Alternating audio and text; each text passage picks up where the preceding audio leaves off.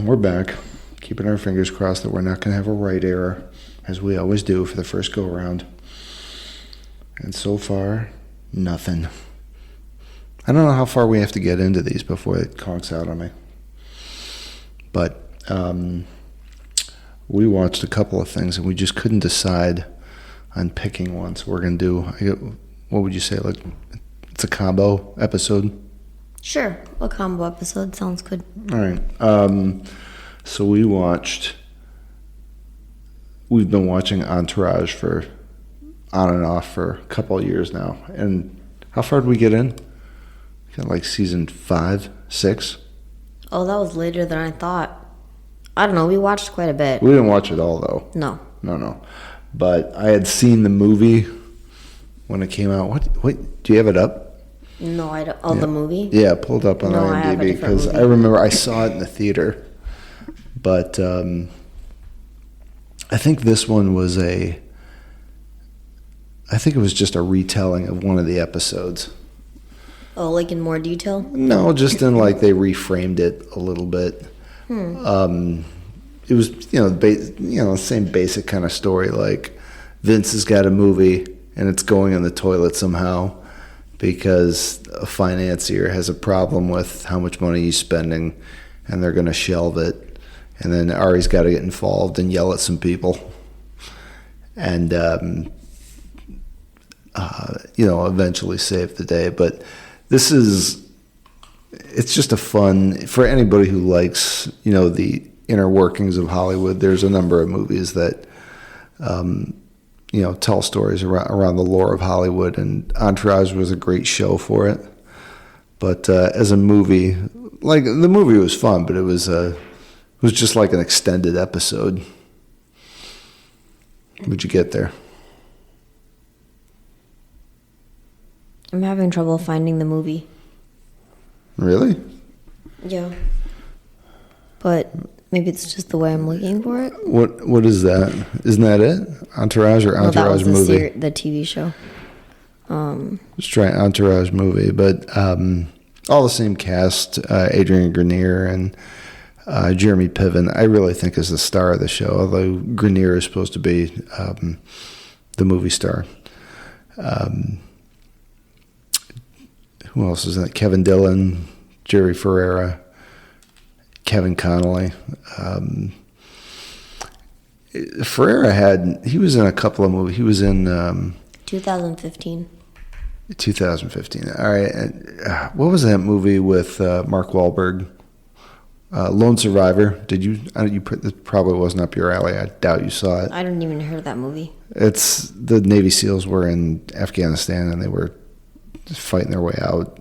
Oh. And Ferrera was in there for like a hot second. Okay. The guy who played Turtle. Mm-hmm. Yeah. I think the only reason I wanted to show you that was just for to highlight Piven. I mean, it had been a while since we'd watched any of the show, and I kind of sort of always wanted to see the movie, and I never did, so I thought, why not? But it's just entertaining to me. It's fun to watch. It's fast. It's like all this... It's like 5 guys yelling at each other, and they happen to be insanely rich. Yeah, crazy rich. Mm-hmm. And I also like them being in Hollywood and like seeing places that I've been on vacation before, and like I know exactly where they are when they're going down this street. Mm-hmm. Like I just that is exciting to me. I can't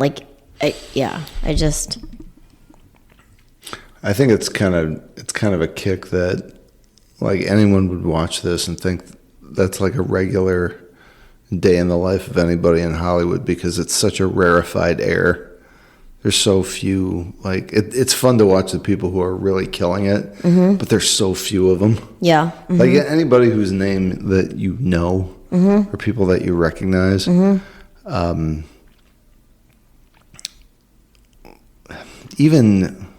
There's people who they consistently do well, but those people are so few and far between. And then there's people who you see, like you'll know their name, and they'll they'll be in a fair number of projects, but they're more like working actors, and they're not bazillionaires or anything. Right. You hear a lot of these guys like that. They drive a Toyota or a Prius or something. Like Bill Burr he drove a Prius for 15 years or something. And so much of that LA culture is based around, what you drive and what you have. And I don't know, I guess it's kind of, it's weird, that it's like entertaining to see people who have stuff. But I don't know, I guess on the outside looking in, like, it just looks like so much to maintain. It just looks like so much work to maintain all that crap. Yeah, and I also think, if you're that rich, you have people to do all of that stuff for you. Well, those are just more people you're paying for. That's true, but like I see, for example, in Entourage, like all these beautiful, beautiful houses and, lawns and garages and upkeep, but they're not the people, the people that live there, they're not doing that work. They're hiring people to do it. Yeah. Like, they have people to do everything for them. And yeah, you're right. They're paying for all of that. But they even have people who are figuring out their money for them. It's not... I don't think I could wrap my head around, like, relinquishing control of my checkbook. It would be really hard. Because you hear these stories every couple of years you hear about somebody who got cleaned out. That's true. But because actors aren't looking at their, like, all right, I'm making this much. That's so true, yeah. You hear those stories all the time. It's like a nightmare. That happened to Gary Coleman. Yeah, Like, his parents took everything. He was working a security guard job at a parking lot or something, like right before he passed away. And who's the other? Oh, is it Dean Cain, the comedian? Do you know that guy? He was he's a good-looking, taller guy, but he was really kind of loud and obnoxious. And he built his fan base with a mailing list. And his brother, his actual brother, managed his stuff and stole like 20 or 30 million bucks from him. Oh my gosh! Oh yeah, he's been on a number of podcasts where he's talked about. He doesn't talk to his brother anymore, and he had to. He got it all. He didn't get it back from him, but he went to zero. He had to prosecute his brother, and then I think what he ended up doing was he took time off, and then he went out and rented himself an arena, which was, you got to fill it up to cover the cost. But he's like, I put the whole thing on my credit card, and then like sold out, did a number of shows, and he got all his money back in like a year or something. But I'm probably messing up the timeline. I don't know how long it was, but it was pretty quick. But yeah, he had to prosecute his own brother. Wow. Trying to think. Well, good for him. I'm trying to think of who else. It's a pain in the butt, but I know, like, Johnny Depp has struggled. Like, he can't really help himself when it comes to what things he purchases. Yeah. Or Nicolas Cage is like that. He was in. That's why he had to make so many bad movies. To pay for everything. Yeah, because he had like this huge tax burden. From he would just buy these exotic homes. He'd never live in them. He bought like castles and 15,000 square foot mansions, and it was rarely in them. And they just, like, his tax bill came due, and he's like, I haven't made that much in 3 years. So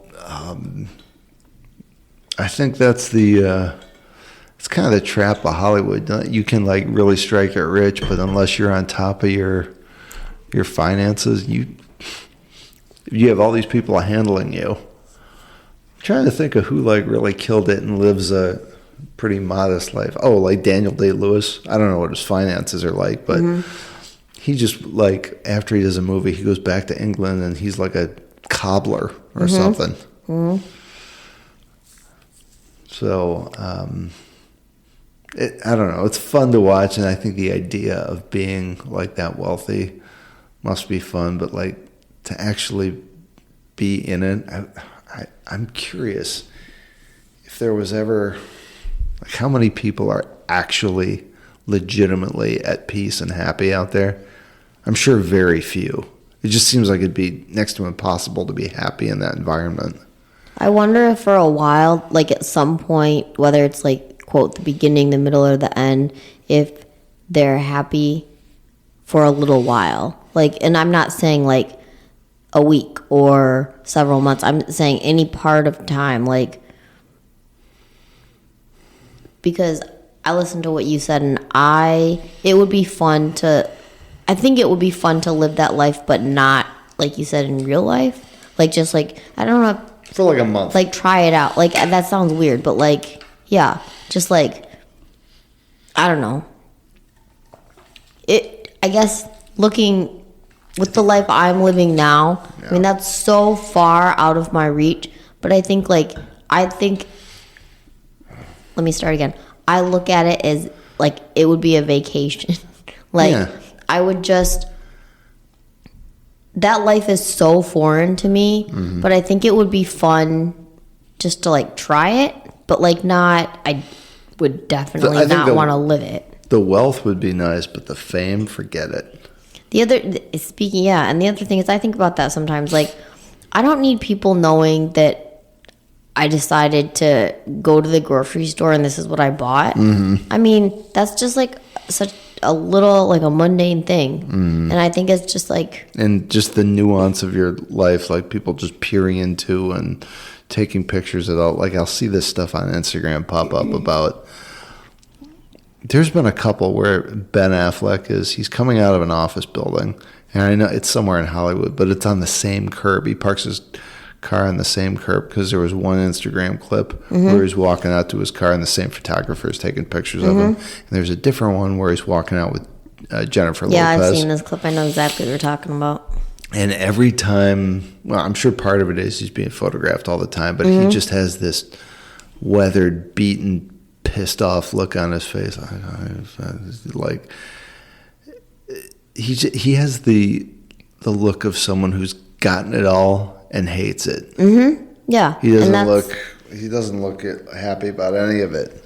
Yeah, and I don't want to be in a life that I don't like, you know? I think, yeah, that I'm not happy about. I had a conversation with the vendor I was next to today, just about, hold on, I got tangled up here. Mm-hmm. Just about how, like, I was telling him about this. Did you ever see Swingers? No, I didn't. So Jon Favreau, a lot of people have, but for those who haven't, Jon Favreau plays a character of a guy who's he moved out to L.A. and he's living in Hollywood, and he's trying to make it. He's a really struggling actor. He gets things here and there, but he's really busted up about his girlfriend who he left back in New York. Mm-hmm. And he's just totally broken up about this. And Ron Livingston, the guy who's in Loudermilk, is one of his friends who lives out there with him. Okay. And there's a scene where Favreau is just sitting on the floor and he's just moping and sad, and Livingston comes over and he's like, you know what your problem is? You spend all your time thinking about the things that you don't have. You don't spend any time thinking about the things that you do have. Mm-hmm. And he's like, you're the reason I came out here, and nothing's going, like, if you think your life sucks, what does that say about mine? Like, you've gotten jobs, you have an agent, you got in the union, mm-hmm. and like, as far as I'm concerned, you're killing it out here, mm-hmm. and you're still miserable. Mm-hmm. And that is, I don't think that's just a problem of Hollywood. No, I think that's a problem of like anybody, could be anybody, like yeah. Especially people in the Western world. Mm-hmm. What's the next? How do we? And I don't know that that's anything that can be changed. It's just, something you and I can discuss that, like, yeah, you want to excel. You want to get past whatever problem you have. And for so many people, it's money. Mm-hmm. It's like you don't want money to be something you're worried about. But then you have money, and then you start thinking, how can I make my life easier? I can get someone to take care of my lawn, or get someone to take care of my finances. That way, I don't have any concerns. And actually, especially with money, all you do is compound them. So I don't know how we got that out of watching Entourage, but yeah, just went. It's also kind of brainless. If you want to see a bunch of good looking guys hit on and screw a bunch of women and make movies and have their agents scream at everybody. I mean, like Ari Steele's showing that watching him blow up at people is like when he's with the therapist and he gets that call and he gets angry. And he just freaks out and punches the picture on the wall. That's like every episode he was in. It's like if that's he did get really angry. That's an actual person. That person has an ulcer. That person has heart trouble. But you got to admit, like when it's somebody else who wants a fictionalized account, it's totally fun to watch. Just love watching him melt down. It is. It's very fun. And then I thought it was a fun movie. U-571 was number 2, but I only picked it because you have a steep crush on Mcconaughey. I do. Should we tell people about how when he was here, I gave you heart palpitations because I told you I saw him? Yeah. Go you ahead. Can tell people about that. No, you tell them. You tell it. Why? Okay, I'll tell it. You can help me out here. I'll help you. So long story short, Matthew McConaughey was in town one Saturday because the Texas Longhorns were playing the University of Michigan in football. And Not lacrosse? Nope, not lacrosse. Maybe they were at some point, but it was definitely football Saturday. And rumor had it that Matthew McConaughey was here, and he was. You know, people saw him on the field and all that kind of stuff. And so then Jay and I are meeting up later, and he's standing outside waiting for me. Not Matthew, Jay. And we both know if it were the other way around, you'd have been okay with it. That's all right. You'd be all right. That's all right. You come back the next day. 100%. I'm like, I got to hear that story. So then we're coming into the building, and Jay's like, I gotta tell you, you will never, ever believe what just happened. And I'm like, okay, like, do tell what happened. And then he makes up this great story, and my jaw's like on the ground about how he was standing at the corner waiting for me, and he saw Matthew McConaughey. Matthew McConaughey walked by with a few people in his entourage. That's right. And asked Jay directions to the market, which... I'm like, funny you should ask me, movie star. I was just there. I worked there, man, but you're a little late. I saw Honey. No, I didn't tell him that. Oh, you just told him that you worked there? In my made-up story, I didn't tell him that. Okay, well, I'm embellishing with I sell honey at the market. So I know right where it is. I just came from there. It's really close to where we are. You just go this way and then this way and that way. And I couldn't believe it. Like, I was like, did you get a picture? Did you get an autograph? I don't know what I said. I'm like, what? I'm not gonna geek out on... I mean, I just talked to him, so that was what I did. I'm not going to geek out on big stuff McConaughey. That's not a cool move. Like, he gets that all the time. Like, hey, I love your movies. That's it. And, you were having palpitations. You almost, like... Passed out. You were like, yeah, I just made that up. That would, yeah. Then I was speechless in a different kind of a way. I can't believe you did that to me. I'm like, I'm sure he's. It was a really good, believable story. You know what's the sad, way you told it. You know what though? You're like what, like 5 blocks from where he was, because he was in the stadium. Yeah, he was. He was definitely in the stadium. He was so close to you. He was so close. Like he's gonna come walking down the street. Like, please. You like Matthew McConaughey walks like not surrounded, like please. Oh yeah, like you could be like, oh yeah, that's Matthew McConaughey walking down the street. He'd be guarded better than the president. Oh my gosh. But anyway, U-571. What year was that?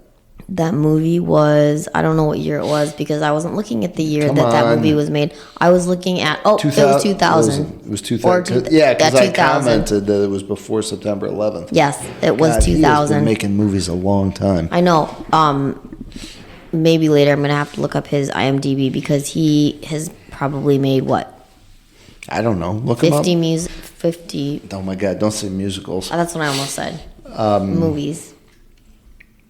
I know he started with, I think Dazed and Confused was his first one, but in this one, he's part of a sub crew that is tasked by the CIA during World War II to intercept a crippled German U-boat that happens to be carrying an Enigma coding machine.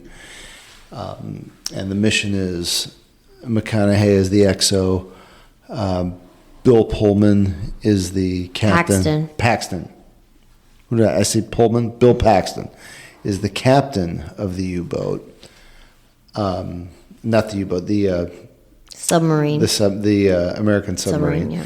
that has to intercept this German U-boat, and they disguise their sub to look like a German U-boat so they can get close to it and send over a repair party because the engines on the U-boat have been crippled.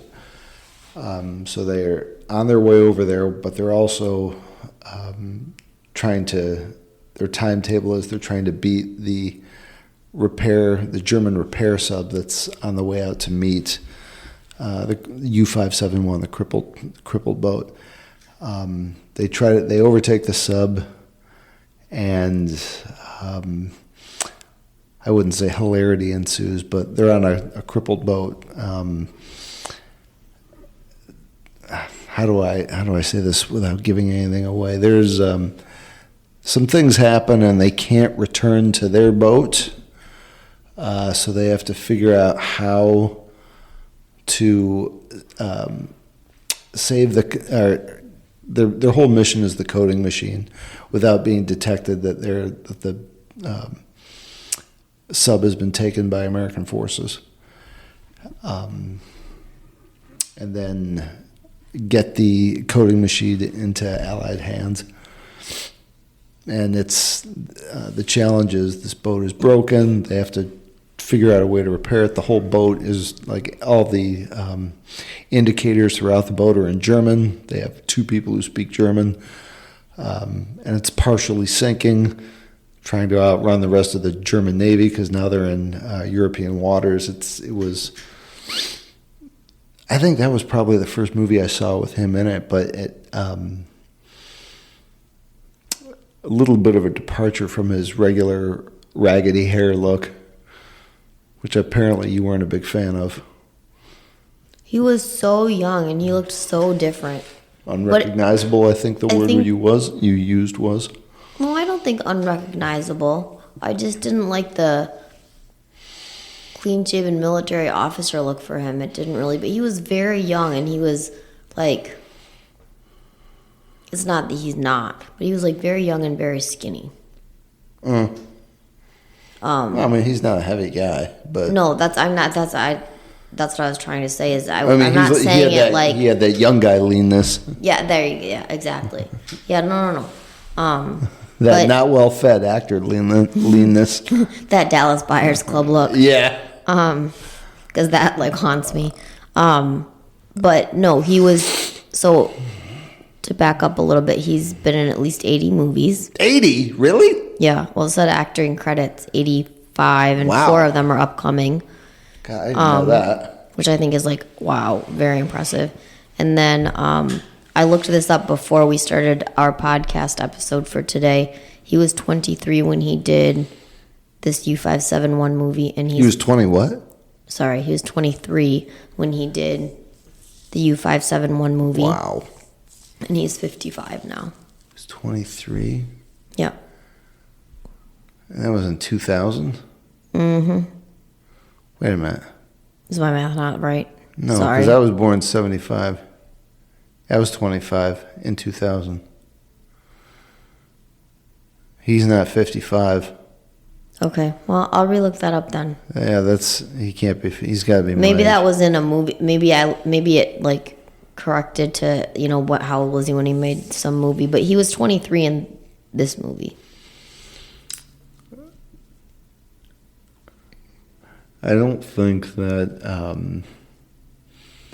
That's the thing. A lot of any movie where kind of the central component is a person's job, which is let's say the bulk of American movies. Yeah, he's 55 years old. I don't see how he could be 25 and. He's 23. How could it be 23 and 23 younger than me then, and older than me now? Because I'm 49. That doesn't make sense. Or is my math really that bad? Or the year of my movie is wrong. Or the year that I gave for the movie is wrong. Hold on. I'm doing some math you were saying. Sorry. 32 years ago. It was 32 years ago. How many? What? We're going to figure this out later. And we're going to. Sorry, math is not my skill, so. Yeah, if he was 20 in 2000, I was 25. Which is when I saw the movie. He couldn't be 23 then, younger than me, and older than me now. That doesn't make sense. And I know that not enough people are listening who anyone's going to write in and be like, here's how it works, dummy. You got the wrong year for X, Y, and Z. I think, what I think probably happened is they misquoted his age in U-571. If he's 55, he would have to be approaching 30 if he's 55 now. Something is off, yeah. Yeah, because, was that 24 years ago? Mm-hmm. Yeah. Yep, it doesn't add up. So let's say it was 25 from 55. That's 45, 35, 30. Yeah, you'd have to be 30. That's screwed up. Anyway. Okay. Well, it's just the internet. Well, so many American movies revolve around a person's job. Mm-hmm. And just the idea of being in a submarine now is terrifying to me. I mean, just being, especially after those idiot 5 rich people went down to see the Titanic in that tin can that squished. Yeah. I know that a modern day U.S. sub, you don't have those same kind of concerns, but it's a little different, but it's a little the same. In 1942, 1943, they couldn't go down as far. They were way more cramped, especially the U-boats. You probably never saw that movie Das Boot. Nope, I don't think so. So it was a similar movie, but it was German, about a German U-boat that it was pretty similar to U-571, but there are some copies that are dubbed and some that have subtitles. And the first part of the movie, I think Wolfgang Petersen is the main, or is either actor then or director. Anyway, he takes the crew members through this sub at the beginning, and this thing is cramped. I mean, it's like, even if it was an apartment, it would be hellacious living. And now you're under the water with, rivets popping out because they have to dive so deep and avoid depth charges. And, yeah, I mean, you gotta have nerves of steel to do that job. I knew a kid who, after high school, he became a submariner. He went to the Navy and he became a submariner. I think they pay those guys more and they trim their time. So instead of doing 4 years, you do 3, just because you're underwater for months at a time. I have a cousin who has I believe is in the Navy or was in the Navy and worked on submarines. I don't know any details, but I know that he's done that. Oh yeah, a lot of those guys are, depending on what your job is, they can't talk about it at all. Like the guys who are in engineering and work with the reactor, those guys they'll never talk about their job. Yeah. I don't think that I would ask, but I just know that he's done that. So the other, when I saw this movie, I had somebody tell me that you should look up the story of the U.S.S. Thresher, and I told you the U.S.S. Scorpion. Mm-hmm. And these were two boats. There's a lot of lore that surrounds both of them about how they disappeared. Okay. But I think there were attempts to recover one of them, but I think both of them are in such deep water that they can't really get anything. I probably should have looked this up before we started recording, but it just occurred to us. I mean, you talked about it after the movie. That's the thing with doing this live. You spell Thresher. Oh, definitely THR. I got it. Okay, so I'll just give you the lead notes. And this boat was built in '61. Lead boat of her class, nuclear-powered attack sub in the United States Navy. She was the U.S. Navy's second submarine to be named after the Thresher shark. April 10th, 1963, Thresher sank during a deep diving test in about 350 kilometers east of Cape Cod, Massachusetts, killing all 129 crew on board and shipyard personnel aboard. Her loss was a watershed for the U.S. Navy, leading to the implementations of rigorous submarine safety program known as SubSafe, the first nuclear submarine lost at sea. Yeah, I think this was the thing, is there was lore that maybe the Soviets were involved. Like they sank her, tried to get a hold of the reactor somehow, but it was in too deep of water.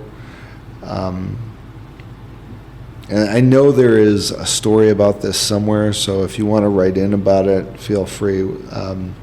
Thresher was also the third of 4 submarines lost with more than 100 people on board, others being the French Surcouf, sinking with 130. In 1942, the U.S.S. Argonaut lost 102 in 43, and the Russian Kursk, which sank with 118 aboard in 2000. That was the one. Do you remember that? Where I want to say a torpedo exploded, or they something happened. I think it was a torpedo exploded, and the Russians wouldn't accept help. It sounds vaguely and familiar. Like all the guys had to. It was in shallow enough water that they could have sent a. One of those rescue subs down with a docking collar to help extract the guys, because they could hear them tapping. Yeah. Because they went to the back. Yeah. And they were losing oxygen. The thing was filling up. Oh, God, what a horrible way to go. Yeah, really, really. Oh, gosh, yeah. Sorry. And then these are really long explanations. I don't want to read too much of it, but Lieutenant Commander John Wesley Harvey from Kittery, Maine, met with submarine rescue ship Skylark 11 a.m. picking her initial post-dive trials in some 350 kilometers east of Cape Cod, Massachusetts.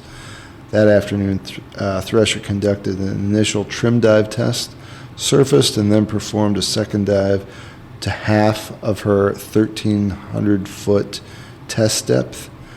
Before she entered the yard in 62, the Thresher had been to her test depth about 40 times. She remained submerged overnight and reestablished underwater communications with the Skylark at 6:30 in the morning. And on 10th of April to commence deep dive trials. Following standard practice, Thresher slowly dove deeper as she traveled in circles under Skylark to remain within communication distance, pausing every 100 feet of depth to check the integrity of all the systems. Thresher neared her test depth. Skylark received garbled communications over underwater telephone, indicating minor difficulties, have positive up angle attempting to blow, and then a final, even more garbled message that included the number 900. When Skylark received no further communication, surface observers gradually realized a problem had occurred. So, and I don't know what this was, but, actually, I'll take that back. Search and recovery. I think what happened is, I read this on Sunday.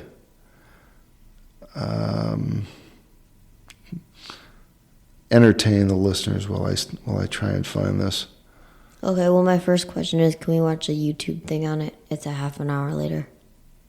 What's a half an hour later? Sorry. Can we watch a YouTube movie or something? Or the thing about the Thresher? Yeah, it's a half an hour later. And also, this is backing up to U-571, but they won an Oscar in 2001 for sound editing. Oh, really? Which makes me really happy because, like when you think of, I love the Oscars, as some might know. And when you think of the Oscars, I think you think of like all the big awards, like best film and best actor and best actress and supporting and all that kind of stuff. But like costumes and hair and makeup, I think all that stuff is really important. And then like you get into cinematography and, other awards like sound editing. And sometimes you do. I mean, I'm not like super like into the roles or into the like behind, what do I want to say? I don't know. The making of, thank you. Yes, all the making of the movies. But sometimes you see a movie and you're like, oh my gosh, the sound was amazing on that movie. Like, I think Oppenheimer, the sound was really good on that movie. And of course, now with the technology that movies have, which they've had for, I would say, quite a while, but, like with surround sound and all that stuff, you can like really hear that. But again, sometimes you go and you're like, eh. That used to be a really sought after job, was that of a Foley artist. Oh yeah, I love that idea. Those are gone now. So cool. But, well, I wouldn't say they're gone, but like maybe not as they're kind of replaced by tech now. But Foley artists used to be like it was a real skill set. Yeah. Like to be able to detect sound and apply it differently and recreate it. Yeah, I've seen videos of Foley artists doing things, for TV shows or movies, and it's so cool to me. I remember when I first learned what that was, and I was like, you've got to be kidding me. Someone, not that I'm diminishing it, but that they get paid to do that, and it's like you said, a real skill set. These people really know, and without what they do, it would just, you can just see how the movie would be so different. There's less life to the movie. Yeah. The movie doesn't have it doesn't have a personality without the sound, or the soundtrack is different, but sound creates an ambiance. It creates an atmosphere. It's just something I had never thought of, and then I was like, oh, wow, that really makes a difference. Okay. But yeah, what did you find? I'm skipping ahead here on the article, but apparently they had trouble blowing the ballast tanks. The inability to blow the ballast tanks was later attributed to excessive moisture in the submarine's high-pressure air flasks, moisture that froze and plugged the flasks' flow paths while passing through the valves. So they couldn't, you blow the ballast you fill those tanks with air, so it pulls the boat up, and they couldn't put air into them. Oh, yikes. So they just kept going down. And I don't think that's an internal mechanism, so I don't think you can't access it to clear it. It's just covered with ice, but it's inside steel. Moisture that froze and plugged the flask's flow paths while passing through the valves. This was later simulated in dockside tests on Thresher's sister sub, Tenosa. During the test to simulate blowing the ballast at or near test depth, ice formed on strainers installed in the valves. The airflow lasted only a few seconds. The air dryers were later retrofitted to the high-pressure air compressors beginning with Tenosa to permit the emergency blow system to operate properly. Submarines typically rely on speed and deck angle of attack. That's like a plane angle of attack is like the direction that the wing has to be pointed in order for it to descend or lift. Thank you. The deck angle, rather than deballasting to the surface, they are propelled at an angle towards the surface. Ballast tanks are almost never blown at depth, as doing so could cause the submarine to rock into the surface out of control. Normal procedure was to dive the submarine to periscope depth, raise the periscope to verify that the water was clear, and then blow the tanks to surface. So that was the Thresher. And then the other one, they always talk about these in conjunction, and was the Scorpion, U.S.S. Scorpion,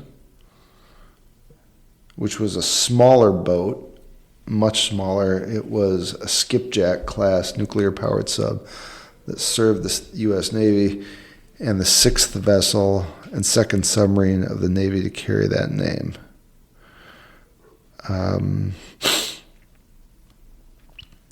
Disappearance in 1968, so almost a decade later.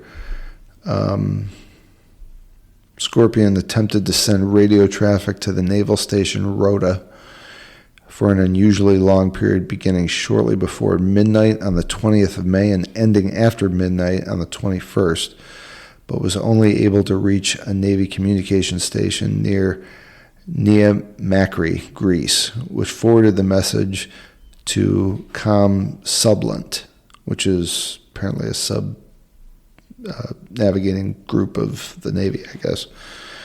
Lieutenant John Roberts was handed Commander Slattery's last message that he was closing on a Soviet submarine and research group running at a steady 15 knots at a depth. This is the one that they think the Russians might have sunk. Okay.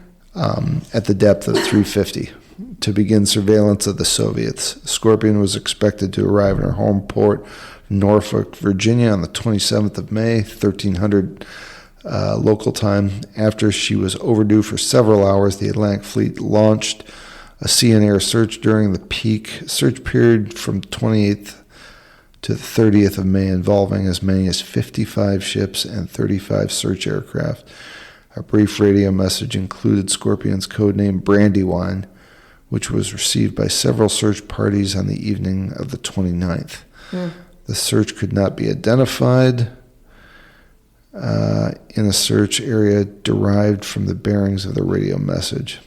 They actually got photographs of what's left of her. And I think all you can see is the con tower. You know how that piece that comes out. I briefly looked at some photos as well. If anybody is interested in that, you can look it up on Wikipedia, but there's an observable damage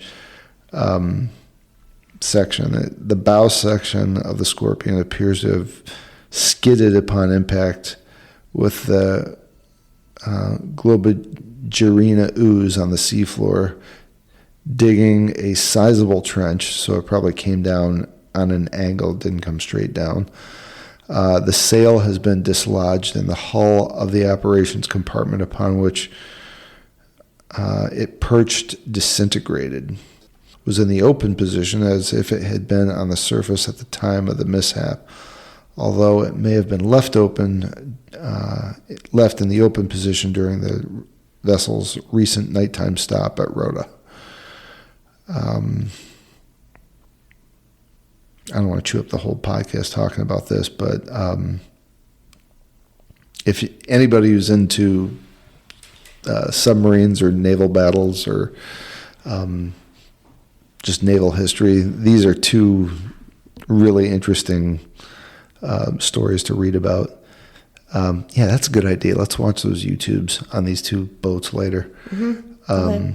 There's Navy investigations and theories and books written about it. So definitely, if you have an interest in anything naval or shipwrecks, two great items to check out. And I don't know how much we told about U-571, but if you like sub stuff and you like anything about World War II, I mean, that's the whole reason I went to see it. That's all I needed to hear about to bring me into the theater. I really enjoyed this movie. I mean, I was thinking about it for a couple of days. I know, like, any component of a movie that's a shoot 'em up, I always kind of feel is like that's not really going to appeal to you. But I always kind of hope that while we're watching this, all right, we're going to get to some close-ups of Matthew McConaughey. It'll redeem it for her. I mean, it does help that he's in the movie, for sure. But I also, I liked the subject, and I liked the way the movie was presented. There's a team. They're a team, and they got to work together to survive. And do you have the cast list up? Yeah, I can get it up. Yeah, who was the guy who played? Who was the intelligence guy? I can't remember that guy's name. I've seen him in a number of things, but what was it? Hirsch. Mm-hmm. Yeah, whoever played Hirsch. But Bill Paxton, great job. Jack Weber, that guy. He's another working actor. You've seen him in all kinds of stuff. Look him up. A lot of those kids they didn't become like A-listers or anything, but there were a lot of familiar faces to me in this movie. I mean, it was a while ago, so a lot of these people, I would say, look different. Like, who's one that stands out?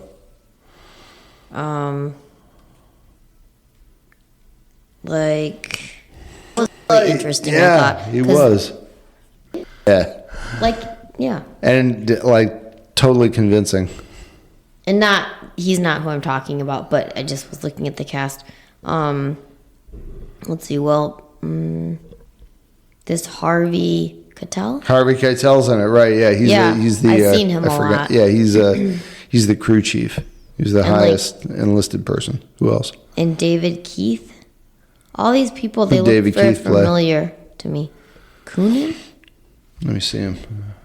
That second one. Oh yeah, he was the. He was the Marine. Super familiar. He was the Marine intelligence guy. It's just like I think. My recipe. Oh yeah, do you have the waffle iron for? Oh, okay. This is that okay. Sounds... So you take a waffle iron and you put a baked potato in it. So you bake the potato first, cut it in half, put it in the waffle iron, and then close it for what do you say, like 4 or 5 minutes until it's the waffle timer long, goes off, and then you put butter, cheese, like what did he use? Was it? I know the second cheese was mozzarella, but I don't remember I think he used Colby to start, but then mozzarella, and then he closed it again, ran it again for its regular time period, and then what was it? He didn't. You only press it twice, and then you dress it with honey. You can use hot honey on this one for sure. And then sour cream. Like the fixings of a baked potato, I would say. Yeah, but as a waffle. And what was it called? A waffle-tato or patoffle? That was it. It was potato combined with waffle. Patoffle. So honey, butter, and what was the last thing you just said? Sour cream.